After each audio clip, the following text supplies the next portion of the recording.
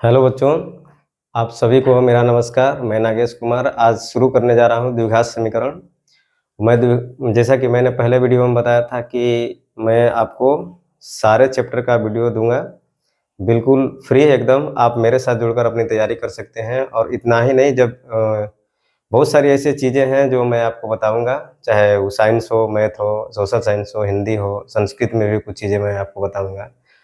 और मैं चाहूँगा कि बिहार बोर्ड में आप जितने भी बच्चे एग्ज़ाम देने वाले हैं, आपका अच्छा से अच्छा मार्क्स आए।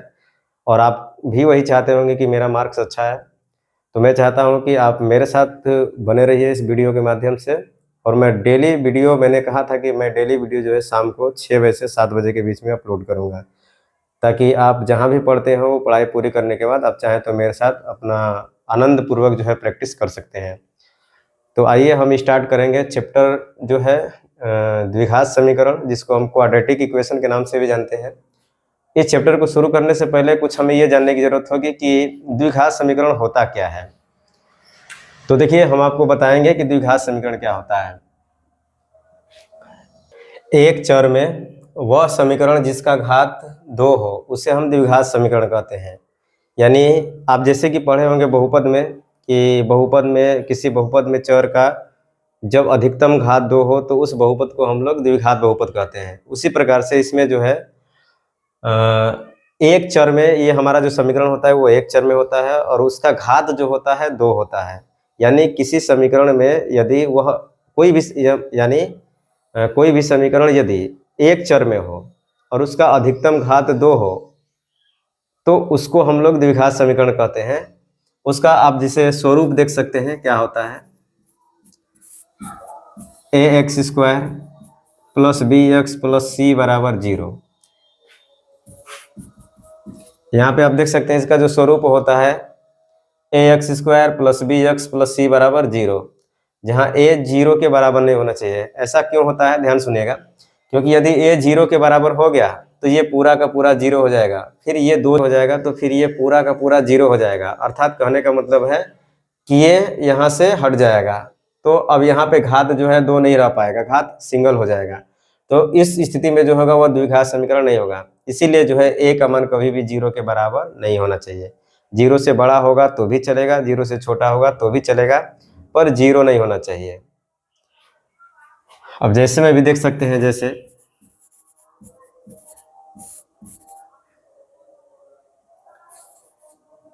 यहाँ हमारा, आप समझिएगा कि a जो होता है, ax² का गुणांक होता है,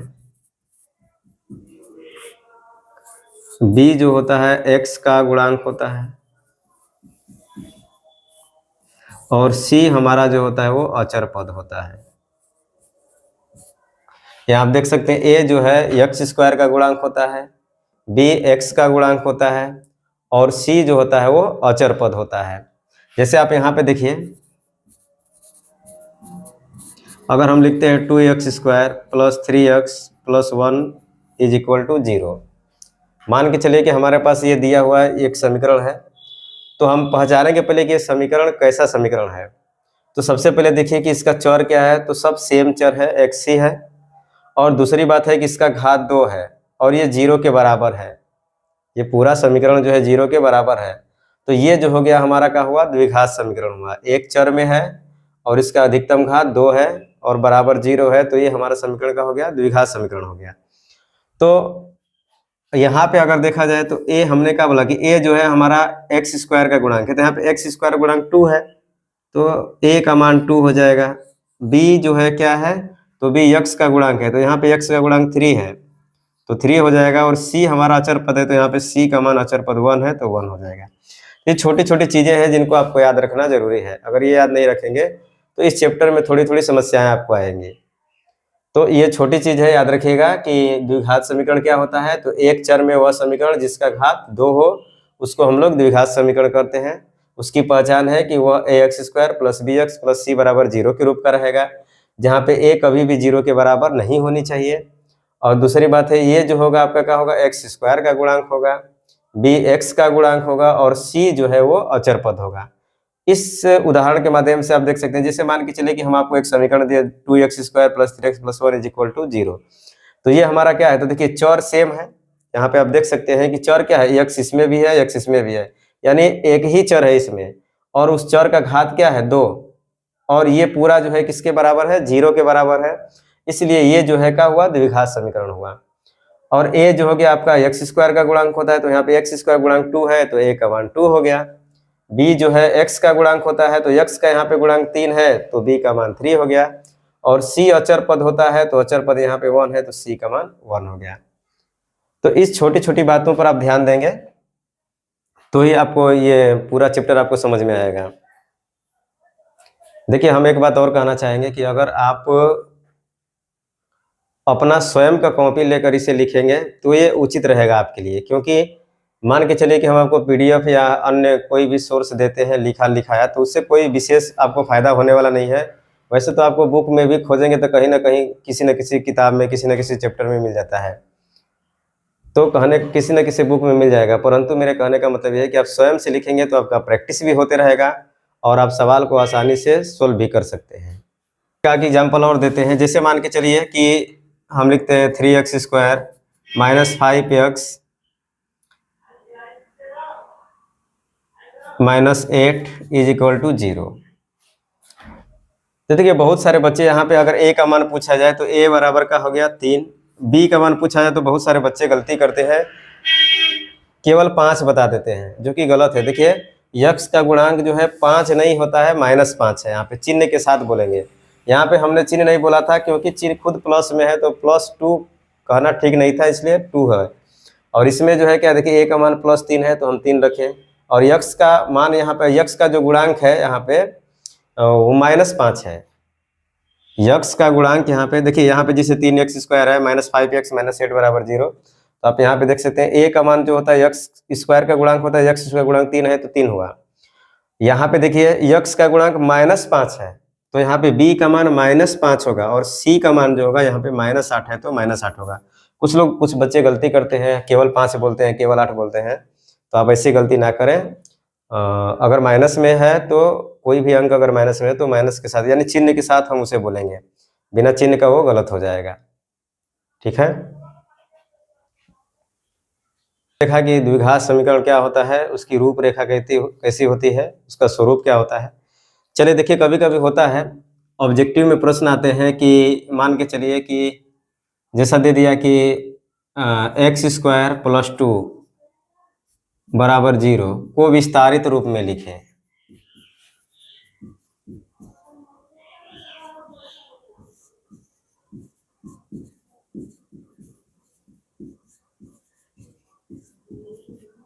विस्तारित रूप में लिखें तो आप कैसे लिखेंगे, यहाँ पे ध्यान सुनिएगा। मैंने क्या बताया आपको कि हमारा जो द्विघात समीकरण होता है वो होता है x square ax square plus bx plus c बराबर 0 के रूप का। तो अब जैसा कि यहाँ पे देख सकते हैं ax स्क्वायर है तो यहाँ पे तो है, यहाँ पे कुछ नहीं तो 1 है, तो ax स्क्वायर का मान दिया हुआ है, यानी x स्क्वायर है मेरे पास। अब यहाँ पे देखिए x का गुणांक जो होता है bx का मान यहाँ पे नहीं दिया है, अचर पद दिया हुआ है।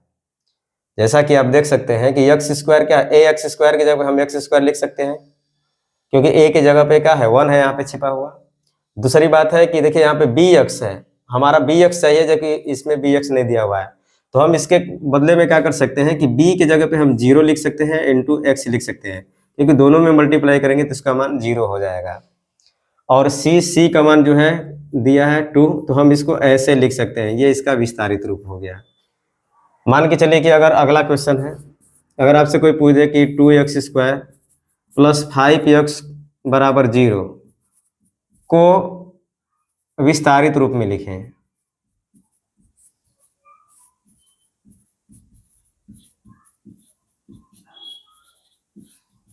चाहे पूछ सकता है कि इसका विस्तारित रूप निम्नलिखित में से कौन है। 4 ऑप्शन आपके पास दे सकते हैं, आप डायरेक्ट लिखना सीखिए, ऑप्शन देख के तो आप बना ही भी करेंगे। पहले समझिए चीज़ों को, फिर आगे जाके धीरे धीरे समझ में आएंगे। और ऐसा नहीं है, मैथ का हम प्रीवियस ईयर क्वेश्चन भी आपको प्रैक्टिस कराएंगे। देखिए, जैसे यहाँ पे हमने क्या बोला कि हमारा जो होता है समीकरण ax square plus bx plus c बराबर 0 के रूप का होता है।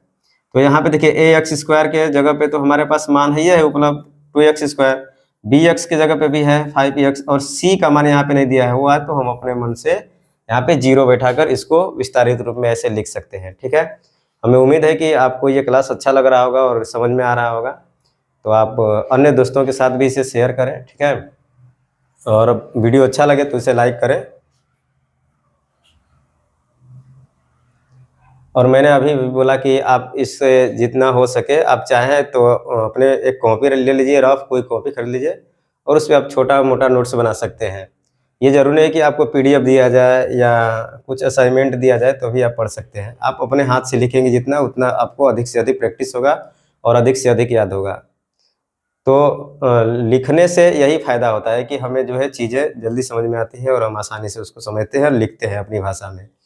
तो आप स्वयं लिखें, वीडियो को थोड़ा स्लो कर लें, रोक लें और रोकने के बाद आप चाहें तो लिख सकते हैं, कोई दिक्कत नहीं है आपको। चलिए आगे देखते हैं। कुछ चीज़ें याद रखिएगा, कॉमन चीज़ें जिससे गुणांक होता है। तो देखिए गुणांक क्या होता है।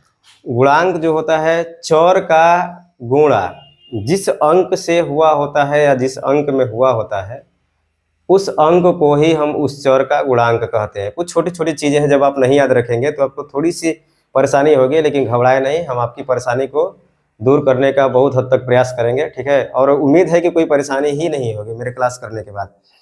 समझिएगा, देखिए ध्यान से। और एक चीज़ और है कि जो आपको नहीं समझ में आएगा कमेंट करिएगा, भले ही वीडियो रिकॉर्डेड है पर हम आपको तुरंत अगले दिन जो है उसका जवाब देंगे या तुरंत जवाब देंगे। जो भी मेरा व्हाट्सअप नंबर है मैं आपको दे दूंगा नीचे लिंक पे, आप उस पर जो है मैसेज करें या कोई भी क्वेश्चन हो इससे रिलेटेड द्विघात समीकरण से तो आप हमसे पूछें। हम तत्काल कोशिश करेंगे कि 1 घंटे के अंदर जो है आपका सॉल्यूशन करें, चाहे वो किसी भी बुक से हो या कोई भी प्रॉब्लम हो आप हमसे पूछ सकते हैं। आगे देखिए, तो सबसे पहले छोटी छोटी चीज़ें जो बेसिक हैं हम उनको बता देना चाहते हैं। जैसे गुणांक क्या होता है, तो मैंने बोला किसी चर का गुणा जिस अंक से हुआ होता है उस अंक को ही हम उस चर का गुणांक कहते हैं।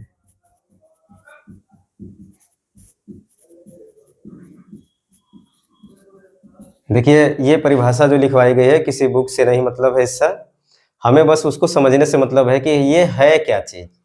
तो हम ये समझेंगे कि देखिए कोई भी चर आप जहाँ देखते हैं, चर आप जैसे एक्स वाई जो भी आप देखते हैं जो चर हैं उनका गुणा जो है जिस अंक के साथ हुआ होगा वो ही जो है हमारे क्या है गुणांक कहलाते हैं उस चर के। जैसे आप उदाहरण के माध्यम से समझिएगा, आपको बेहतर समझ में आएगा। जैसे समझ सकते हैं कि अगर मान के चले कि हम लिख दिए 2x² + 5x + 6 और हम आपसे ये पूछें कि x² का गुणांक क्या है। तो देखिए ध्यान समझिएगा, x² का गुणा किस में हुआ है, देखिए 2 में हुआ है, तो x² का जो गुणांक हो जाएगा वो हो जाएगा आपका 2। अगर आपसे कोई पूछे कि x का गुणांक क्या होता है, इसमें से इस समीकरण को देखने के बाद आप बताएं कि x का गुणांक क्या है। तो देखिए x का गुणा 5 में हुआ है तो इसका क्या हो जाएगा 5 हो जाएगा। जैसे मान के चलिए 1-2 उदाहरण और देते हैं। ये मान के चलिए उदाहरण नंबर 1 है, ये दूसरा देखिए। जैसे मान के चलिए लिख दिए 3x - 5y + 6।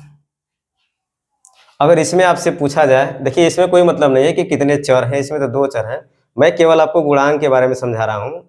ये किसी भी चैप्टर में काम देगा, चाहे वो बहुपद हो, चाहे रैखिक समीकरण हो या फिर द्विघात समीकरण हो, सब में काम देगा। तो हम इसलिए गुणांक के बारे में बता दे रहे हैं ताकि गुणांक आप जहाँ भी देखें आपको पता चल जाए कि गुणांक होता क्या है। जैसे यहाँ पे आपसे कोई पूछे कि x का गुणांक बताइए,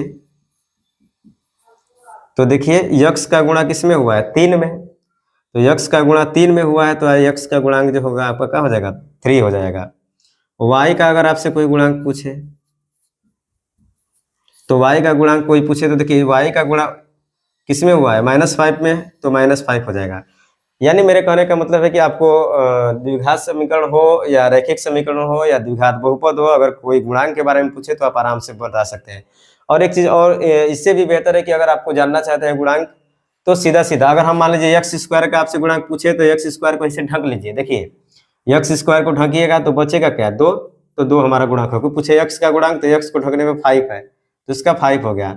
कोई पूछेगा x का गुणांक इसमें से बताइए तो 3, इसमें बताइए तो -5, यानी जिसका गुणांक पूछा जाए उसी को आप ढक लीजिए और जो बच गया वो आपका गुणांक हो जाएगा। ठीक है।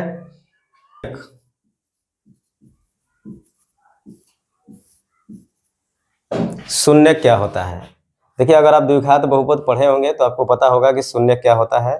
नहीं पढ़े हैं तो कोई बात नहीं, द्विघात बहुपद में भी हम द्विघात बहुपद भी पढ़ाएंगे आपको, उसमें बताएंगे शून्य क्या होता है, और इसमें भी आपको बताएंगे शून्य क्या होता है। ध्यान समझिएगा। शून्य जो होता है चर का वह मान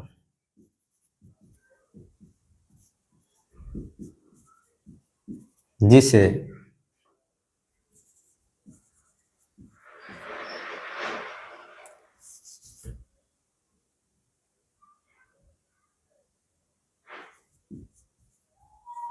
किसी बहुपद में रखने पर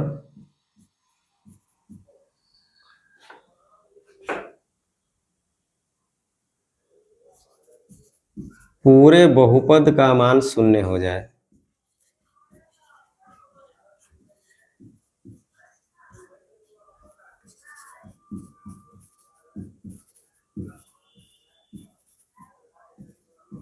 तो वही मान जो होता है शून्य कहलाता है।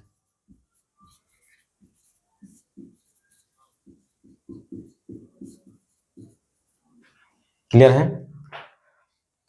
चर का वह मान जिसे किसी बहुपद में रखने पर पूरे बहुपद का मान शून्य हो जाए या शून्य के बराबर हो जाए तो उसी मान को हम उस बहुपद का शून्य कहते हैं। जैसे मान के चलिए, अब हम छोटा सा उदाहरण देते हैं, आपको बताते हैं।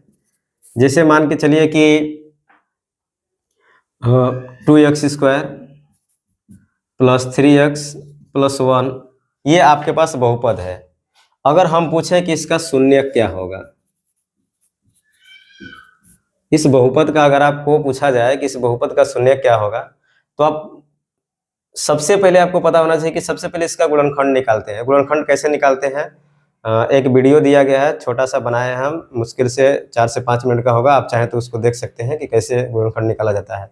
तो उससे आपको शून्य भी निकालने आ जाएगा, और इस चैप्टर में हमें मूल के बारे में जानकारी प्राप्त करना है तो मूल निकालने भी आ जाएगा। तो छोटा सा हिंट देते हैं आपको। देखिए, ये जो x² का गुणांक है 2 और ये 1, इस दोनों में आप गुणा करेंगे तो दोनों में गुणा करने के बाद हमारा मान का आता है 2 आएगा। तो 2 को हम 2 टुकड़ा में तोड़ेंगे, ऐसा तोड़ेंगे कि आपस में गुणा करने पर उनका मान 2 आ जाए और जोड़ने पर बीच वाला मान 3 आ जाए। तो हम 1 और 2 करते हैं तो देखिए, दोनों को गुणा करने पर +2 आ जाएगा और दोनों को जोड़ने पर 3 आ जाएगा। तो हमारा एक मान हो जाएगा +1 और दूसरा +2। तो इसको हम लिखेंगे तो 2x² + 2x + x + 1, देखिए 2 और 1 तो 2, दोनों में x लगा देंगे।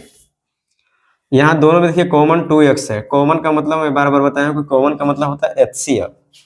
कॉमन का मतलब होता है HCF, यानी वैसी संख्या जो दोनों संख्याओं को, वैसी बड़ी से बड़ी संख्या जो दोनों संख्याओं को काट दे, उसको हम कॉमन भी कर सकते हैं, उसको हम HCF भी कहते हैं। तो जो कॉमन हम निकालते हैं वो HCF ही निकाला जाता है। तो यहाँ पे देखिए, दोनों को काटने वाली संख्या 2x से निकाल दिए तो ये बचेगा x, और ये कटेगा तो 1 बचेगा। दोनों को काटने वाली संख्या अगर कोई कॉमन नहीं है तो 1 सबको काटती है, तो 1 निकाल देंगे, x + 1 हो जाएगा। तो हमारा गुणनखंड जो होगा 2x + 1 और x + 1 हुआ। तो जो हम शून्य की अगर बात करते हैं, अगर शून्य की बात करेंगे तो देखिए यहाँ पे x, अगर x के जगह पर x + 1 है, x की जगह पर अगर -1 रख देते हैं तो दोनों को जोड़ने पर मान 0 आ जाएगा। 0 का किसी भी संख्या में गुणा करेंगे तो मान 0 हो जाएगा। तो x का हमारा जो मान आएगा, एक -1 जो होगा वो शून्यक होगा। और यहाँ पे देखिए, यहाँ पे ऐसा कौन सा मान x का रखें कि इसको आपस में गुणा करने पर, अरे इसको आप हल करने के बाद इसको गुणा करने पर 0 आ जाए मान। तो यहाँ पे देखिए, अगर हम -1/2 रख देते हैं, -1/2 यहाँ पे रख के चेक करिए, -1/2 रखेंगे तो 2 से 2 कैंसिल होगा, -1 + 1 0 हो जाएगा। 0 में किसी संख्या से गुणा करेंगे तो 0 ही हो जाएगा। तो यानी कहने का मतलब x का मान जो मेरा -1 और -1/2 आया है, ये दोनों का दोनों जो है क्या आएगा, शून्यक होगा। बात समझ में आई? चाहे तो आप गुणनखंड निकाल के चेक कर सकते हैं, चाहे तो आप डायरेक्ट ऑप्शन से भी चेक कर सकते हैं कि जिस मान को रखने पर यानी जो शून्यक होगा वो क्या होगा, शून्यक यानी यक्स का ही मान होगा वो, तो यक्स का ही मान शून्यक होता है जो कि बहुपद को जीरो बना दे। तो हम यक्स का मान उसमें से चेक करेंगे कि कौन सा मान रखने पर ये पूरा बहुपद शून्य के बराबर हो जाता है, अर्थात शून्य हो जाता है। तो वही मान जो होता है उस बहुपद का शून्यक होता है, अर्थात शून्यक का मतलब जो होता है वो क्या होता है, यक्स का ही मान होता है जो बहुपद में रखने पर पूरे बहुपद को जीरो बना देता है, या चर का ही मान होता है। समझ गए आप? अगर यक्स चर के रूप में है तो यक्स का मान होगा, और वाई चर के रूप में है तो वाई का मान होगा। यहाँ पे ऐसे भी हो सकता है 2y² + 3y + 1। तो यानी कहने का मतलब क्या है कि ये एक चर में होगा, चाहे यक्स हो या वाई हो, लेकिन घात 2 होगा, तब द्विघात होगा। तो आप समझ सकते हैं। अब सवाल रह गया कि बहुपद, हमको शून्यक तो इसमें पढ़ना है नहीं, हमको मूल पढ़ना है। इस चैप्टर में हमें शून्यक नहीं, हमें क्या पढ़ना है, मूल पढ़ना है। तो देखिए द्विघात बहुपद में जो शून्यक होता है वही एक तरह से इसमें जो होता है मूल होता है। दोनों सेम ही होता है, क्योंकि उसमें भी यक्स का मान रखने पर वो जीरो बना देता है बहुपद को, और इसमें भी यक्स का मान रखने पर अगर जीरो के बराबर कर देगा समीकरण को, तो वह मान जो होता है हमारा क्या हो जाएगा, मूल हो जाता है। समझ गए? जैसे इसमें भी अगर हम शून्य की बात करें, अगर द्विघात समीकरण की बात करें, तो चर का वह मान जिसे किसी समीकरण में रख देने पर, किसी समीकरण में रखने पर पूरे समीकरण जो है, पूरा समीकरण जो है शून्य के बराबर हो जाए, तो वह मान जो है हमारा शून्यक नहीं, वह मान जो है हमारा मूल कहलाता है। वह मान हमारा क्या कहलाता है, मूल कहलाता है। यानी मूल किसे कहेंगे, तो देखिए अगर द्विघात समीकरण की बात की जाए तो द्विघात समीकरण में भी वही चीज होता है कि एक चर में होगा और चर का अधिकतम घात 2 होगा, और पूरा जो है समीकरण जीरो के बराबर होगा, तो वो हमारा द्विघात समीकरण होता है। और दूसरी बात है कि चर का मान अगर रखने पर वो शून्य के बराबर पूरा समीकरण हो जाता है, तो भी वह जो मान यक्स का होता है वो हमारा क्या कहलाता है, इसमें आके मूल हो जाता है। बहुपद में शून्यक हो जाता है और इसमें आके मूल हो जाता है। तो यहाँ पे अगर बात करें तो हमारा इसका शून्यक, अगर इसका मूल निकालना होता है, मूल ज्ञात करें, तो सबसे पहले ध्यान समझिएगा कि हमें आता है मूल ज्ञात करने के लिए, तो हमें मूल ज्ञात करने आना चाहिए। तो मूल ज्ञात करने का भी सेम वही फंडा है कि जैसे हम लोग बात करते थे कि कैसे निकलेगा, जैसे समीकरण हम लोग अरे बहुपद में निकाले थे शून्यक, उसी तरह से इसमें सेम मूल निकाला जाता है। समझिए कैसे, जैसे इसका गुणनखंड निकालेंगे तो 2x², इसको करेंगे तो 2x + x + 1 हो जाएगा। 2x कॉमन लेंगे तो x + 1 हो जाएगा, और 1 कॉमन लेंगे तो x + 1, तो एक हमारा हो जाएगा x + 1 और एक हो जाएगा 2x + 1। अब देखिए एक बार लिखेंगे x + 1 = 0, एक बार लिखेंगे 2x + 1 = 0। ये छोटी छोटी चीज़ें आपको कैलकुलेशन करनी आनी चाहिए। तो देखिए अगर यहाँ पे लिखना चाहें तो x बराबर, अगर +1 है इधर बराबर के उस पर जाएगा तो क्या हो जाएगा, -1। यहाँ पे देखिए 2x है, +1 है, उधर जाके क्या हो जाएगा, -1। और x का मान निकालेंगे हम तो दोनों के बीच रिलेशन गुणा का है, उधर जाकर क्या हो जाएगा, भाग में। तो हमारा ये दो मान हुआ, एक x का मान -1 हुआ और एक x का मान -1/2 हुआ। तो जो हमारा मूल हुआ वह एक -1 हुआ, एक -1/2 हुआ। जिस तरह से हम शून्य ज्ञात करते थे उसी प्रकार से मूल भी ज्ञात करते हैं, बस यहाँ छोटी चीजें आपको गुणनखंड आनी चाहिए। देखिए जैसे मान के चलिए आपको दिया गया 3x² - 5x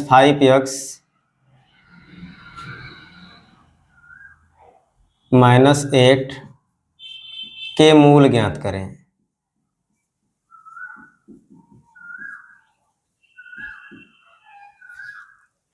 three x square minus 5x - 8 = 0 के मूल ज्ञात करना हो आपको। कैसे ज्ञात करेंगे, देखिए सबसे पहले जो दिया हुआ है क्वेश्चन उसका हम गुणनखंड निकालेंगे। तो गुणनखंड निकालने का तरीका एक बार फिर से हम आपको बताते हैं, 2-4 क्वेश्चन प्रैक्टिस कराएंगे ताकि आपको पता चले कि कैसे निकाला जाता है। क्योंकि सवाल सोल्व करना बहुत बड़ी चीज़ नहीं है, अगर हम जानते रहेंगे तो हम अपने से भी सवाल को सोल्व कर सकते हैं, लेकिन थोड़ा सा बेसिक चीज़ें जानना जरूरी है। हालांकि हम टोटल क्वेश्चन सोल्व करेंगे पर आप थोड़ा सा जान लीजिए, खुद से भी करने का प्रयास कीजिए। तो हमने क्या बताया कि सबसे पहले गुणनखंड किसने, यहाँ पे एक्स स्क्वायर का गुणांक देखिए क्या है 3 है और यहाँ पे -8 है। तो पहले 3 और -8 का आपस में मल्टीप्लाई करिए तो आपका -24 आएगा। ये बात आपको हमेशा सोचनी है। अब जरूरी नहीं कि यहाँ पे आप रफ करेंगे, मतलब आपको सिखा रहे हैं हम, इसलिए यहाँ पे रफ कर रहे हैं ताकि आपको बढ़िया से समझ में आ जाए। अब वो -24 जो हमारे पास आया है, इसको हमें दो ऐसे आपस में गुणनखंड के रूप में तोड़ना है, मतलब दो गुणज के रूप में आपस में ऐसे तोड़ना है कि दोनों को गुणा करने पर -24 आ जाए और दोनों के बीच का जो अंतर है वो 5 आ जाए, -5। तो ऐसी संख्या हमें क्या करनी है, देखिए -24 मिलाने के लिए तो कन्फर्म है कि एक प्लस में होगा एक माइनस में होगा, या एक माइनस में होगा एक प्लस में होगा, तभी हमारा इसी दोनों सिचुएशन में हो सकता है माइनस आएगा। क्योंकि देखिए प्लस वाला में या तो दोनों प्लस होगा तब प्लस में आएगा, या तो दोनों माइनस में होगा तब प्लस में आएगा। लेकिन माइनस वाला में कन्फर्म है कि या एक्स में से एक प्लस में होना चाहिए और दूसरा माइनस में होना चाहिए। तो हमें ऐसी संख्या देखनी है कि दोनों को गुणा करने पर -24 आ जाए और दोनों के बीच का अंतर, देखिए माइनस आएगा तो आप अंतर के बारे में सोचिएगा और प्लस आएगा तो दोनों के योग के बारे में सोचिएगा। जैसे हम इसके बाद एक और आपको बताएंगे तो थोड़ा सा स्पष्ट हो जाएगा। तो जैसे माइनस में आया तो हम ये सोचना है कि हमें माइनस में लाने के लिए कन्फर्म है कि एगो प्लस एगो माइनस होगा। तो आप फिर सवाल रह गया कि माइनस में आएगा तो ठीक है, लेकिन माइनस है तो यहाँ पे जोड़ने पे इतना आना चाहिए कि घटाने पे। तो याद रखिएगा कि अगर माइनस में आपका गुणनफल आया है तो हमेशा यहाँ घटाने पर आना चाहिए, और प्लस में अगर गुणनफल आएगा तो हमेशा यहाँ जोड़ने पर ये वाला आना चाहिए। ठीक है, तो माइनस में आया तो कन्फर्म है कि इसको दो अंकों को लेना है ऐसा कि गुणा करने पे इतना आ जाए, और दूसरी बात है कि घटाने पे इतना आना चाहिए। तो देखिए ऐसा हम देखने में लग रहा है 3 और 8 स्वयं है, जिनको गुणा करने पर 24 माइनस में आ जाएगा और दोनों के बीच का अंतर 5 का है। तो सवाल अगल कि 3 ये होगा कि ये 8 होगा कि ये 3 होगा ये 8 होगा। हो सकता है कि 3 प्लस में लेंगे। अब थोड़ा सा बच्चा यहाँ भी कंफ्यूज करता है कि 3 को प्लस में लेना है कि 8 को प्लस में लेना है। तो आप देखिए ध्यान से, अगर ये दोनों को भी गुणा करेंगे तो -24 आएगा, ये दोनों को भी गुणा करेंगे तो -24 आएगा। लेकिन यहाँ पे देखिए दोनों के बीच का अंतर -5 हो जाएगा और यहाँ पे दोनों के बीच का अंतर जो होगा +5 होगा। तो हम इसको नहीं लेंगे, छोड़ देंगे। हाँ, सोचना दोनों है ताकि गलती ना हो, तो हम इसे लेंगे। तो यहाँ पे हमारा क्या आएगा, ध्यान समझिएगा। तो 3x², यहाँ पे क्या आया 3, तो +3x लिखेंगे, -8x और -8 बराबर 0। इसको केवल लिखे, इसको समझ गए। अब ये हमारा क्या हो जाएगा, दोनों में कॉमन क्या है 3x, तो x + 1, और दोनों को देखिए यहाँ पे कॉमन क्या है 8, तो माइनस चिन्ह के साथ निकालेंगे, माइनस है तो माइनस के साथ ही निकालेंगे, तो x हो जाएगा। और देखिए माइनस निकालेंगे तो ये वाला चिन्ह चेंज हो जाएगा, माइनस है तो प्लस में हो जाएगा। 3x -8 एक हो जाएगा, एक x + 1। तो हमारा यहाँ पे देखिए फिर वही बात है, x + 1 बराबर 0। यहाँ निकालेंगे तो x बराबर -1, और यहाँ निकालेंगे तो देखिए माइनस में है उधर जाके प्लस में, और यहाँ पे दोनों के बीच गुणा है तो ये भाग में हो जाएगा। तो हमारा देखिए जो मूल आया वो 8/3 और एक -1 आया। अब आप समझ गए होंगे। एक और क्वेश्चन देखिए,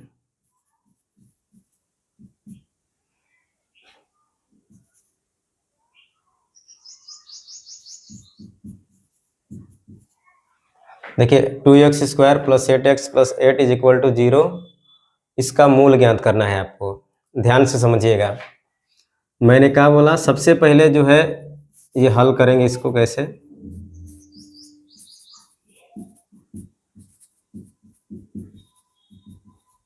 मैंने बोला कि सबसे पहले x² का जो गुणांक है, मैंने बोला कि सबसे पहले x² का जो गुणांक है 2, उसमें और अचर पद जो है 8, दोनों में आपस में गुणा करेंगे। तो 8 और 2 में गुणा करेंगे तो कितना जाएगा 16, और आपको पता है कि 16 जो होगा क्या होगा +16 हो जाएगा। तो ये जब +16 होगा तो +16 होगा, तो मैंने बार बार बताया कि देखिए हमें ये तरह सोचना है कि इसको दो ऐसे गुणज के रूप में तोड़ना है कि गुणा करने के बाद प्लस में 16 आ जाए, और दोनों को जोड़ने के, मैंने क्या बोला माइनस वाला में बोला कि घटाने पर उतना आना चाहिए, और प्लस में जब ये आएगा दोनों का गुणनफल तो हम सोचेंगे कि जोड़ने पर उतना आना चाहिए।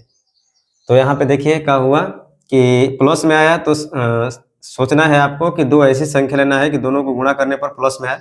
तो मान के चलिए दोनों को गुणा करने में प्लस में आने के लिए पहले चिन्ह सोचिए, चिन्ह दोनों या तो प्लस में होगा तब प्लस में आएगा, तो दोनों माइनस में होगा तब प्लस में आएगा। समझ गए बात को? दोनों प्लस में होगा तब प्लस में आएगा, या दोनों माइनस होगा तब प्लस में आएगा, कब गुणा करेंगे तब। अब सवाल रह गया कि प्लस 16 है तो दोनों को आपस में, देखिए दोनों चिन्ह या तो प्लस में होगा या तो दोनों माइनस में होगा। तो दो ऐसे अंक को सिलेक्ट करना है, या तो दोनों प्लस में होना चाहिए या तो दोनों माइनस में, तो दोनों को गुणा करने पर 16 आ जाना चाहिए। तो कन्फर्म है कि देखिए दोनों प्लस में होगा तब वो आपस में गुणा करेंगे तो प्लस में ही आएगा, दोनों माइनस में होगा तब वो गुणा करने पर तो प्लस में ही आएगा। लेकिन अब सवाल आ गया कि हमको बीच वाला लाना है 8, ठीक है।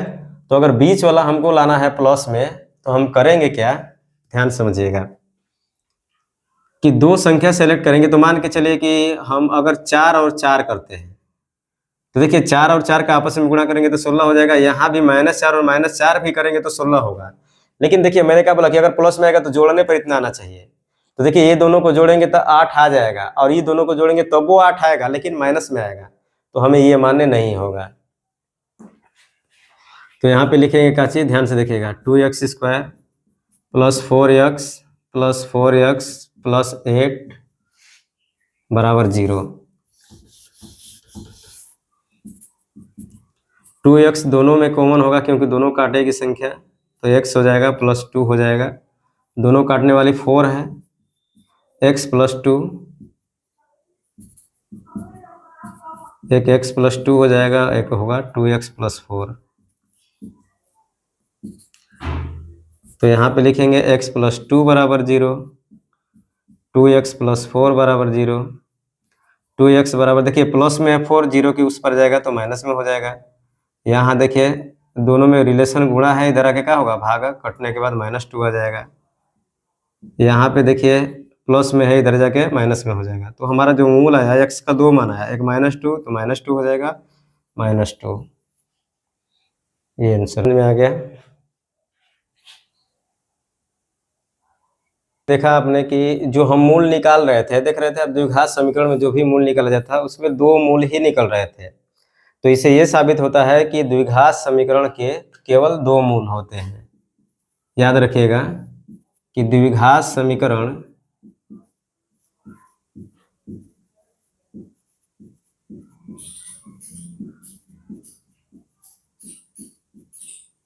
दो मूल होते हैं।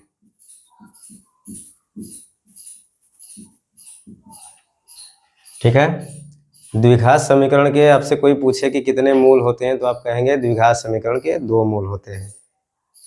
देखिए मैंने बार बार बोला कि जो हम मूल निकाल रहे थे वो क्या निकल रहा था, x का ही मान निकल रहा था।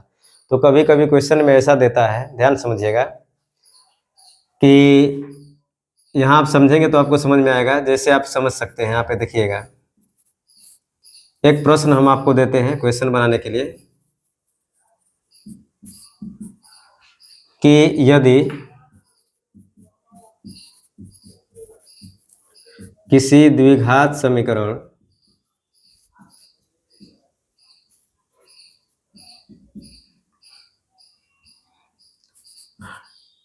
To x square plus kx plus 3 = 0 का एक मूल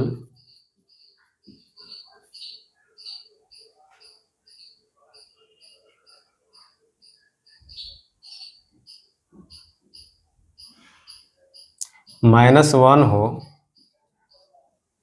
तो k बराबर व्हाट, k का मान क्या होगा। देखिए ऐसा क्वेश्चन आता है तो बहुत सारे बच्चे कंफ्यूज हो जाते हैं कि उसका एक मूल दिया है तो क्या होगा, कैसे होगा।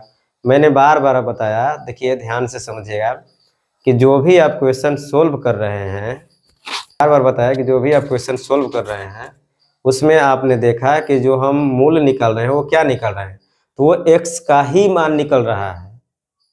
जो हम मूल निकाल रहे हैं तो वो क्या निकल रहा है, x का ही मान निकल रहा है। तो इसका मतलब आप समझिए कि अगर मूल दिया हो, कोई भी एक मूल दिया हो, तो समझिएगा देखिए मैंने क्या बताया कि मूल जब हम निकाल रहे थे तो x का मान निकल रहा था, तो 2 मान निकल रहा था और एक मान दिया है, तो आप घबराए ना। कभी कभी देता है कि यदि किसी द्विघात समीकरण के एक मूल, कुछ मान के चलिए कोई मान दिया हो, तो उसका दूसरा मूल ज्ञात करें और k का मान ज्ञात करें, तो उस स्थिति में भी आप समझिएगा कि आपको एक मूल देने का मतलब कि x का एक मान दे दिया है और दूसरा मान आपको ज्ञात करना है। परंतु यहाँ पे आपको दूसरा मूल ज्ञात नहीं करना है, केवल मूल दिया है और k का मान आपको बताना है। अगर दूसरा मूल भी देना हो मतलब दिया होता निकालने के लिए, तो आप आसानी से निकाल सकते हैं। ध्यान समझिएगा, आपको बस मेरे कहने का मतलब एक ही बात आपको समझना है कि जो मूल निकालना हो तो आप गुणनखंड निकालेंगे, गुणनखंड निकाल के निकाल सकते हैं। दूसरी बात है तो कि जब जब आप मूल निकाल रहे थे, देख रहे थे कि आप का निकाल रहे थे, तो मूल में आप x का ही मान निकाल रहे थे। मूल जो आप निकाल रहे थे उसमें क्या निकाल रहे थे, x का ही मान निकाल रहे थे। तो अगर वो मूल दिया है कि क्वेश्चन में कि हम आपको मूल दे दिए हैं और आप दूसरा मूल निकालें, तो इसका मतलब x के 2 मानों में से एक मान दिया है और दूसरा आपको निकालना है। तो याद रखिए कि जब भी आपको शून्य दे अगर द्विघात बहुपद में, समझिएगा x का ही मान दिया हुआ है। जब भी आपको मूल दे अगर द्विघात समीकरण में, तो आप समझिएगा कि x का ही एक मान दिया हुआ है। ठीक है, अब उम्मीद है कि आप समझ गए होंगे। तो यहाँ पे हल कैसे करेंगे, ध्यान समझिएगा। एक मूल देने का मतलब समझिएगा कि x का ही मान दिया है -1। कोई ऐसे भी लिखता है और एक मूल दिया है, तो मान के चले कि आप या तो अल्फा का मान लीजिए, दोनों बात एक ही है, सेम है।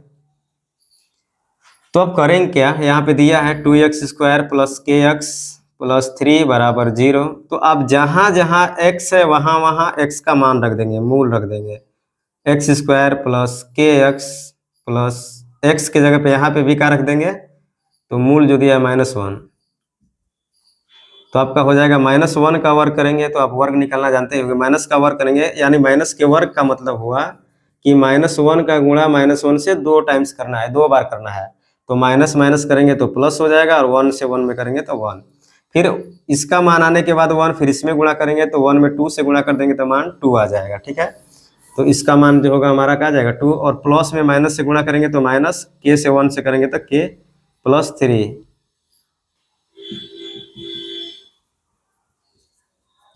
माइनस के देखिए 3 और 2 दोनों जोड़ देंगे तो क्या हो जाएगा 5। अब देखिए जिसका मान निकालना है उसको छोड़ दीजिए, बाकी को उधर भेज दीजिए। प्लस में है, दाएं बाएं से दाएं जाएगा तो क्या हो जाएगा -5।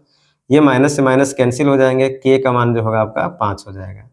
ठीक है, तो इस तरह से आप सवालों को सोल्व कर सकते हैं। अब जैसे मान के चलिए कि अगर दूसरा मूल आपको ज्ञात करना होता, तो जब दूसरा मूल ज्ञात करना होता तो आप कैसे करते हैं, तो आपके पास देखिए पहले आप के का मान ज्ञात कर ही लिए, तो अब के की जगह पे 5 आया है तो 5 रख देंगे। अब देखिए फिर इसका जब गुणनखंड हम करेंगे तो हमारा दूसरा मान आ जाएगा। समझ गए बात को, तो आप निकाल सकते हैं आराम से। जब आप कोई क्वेश्चन को अगर उतारना हो तो आप आराम से वीडियो को रोक के उतार लें। ठीक है।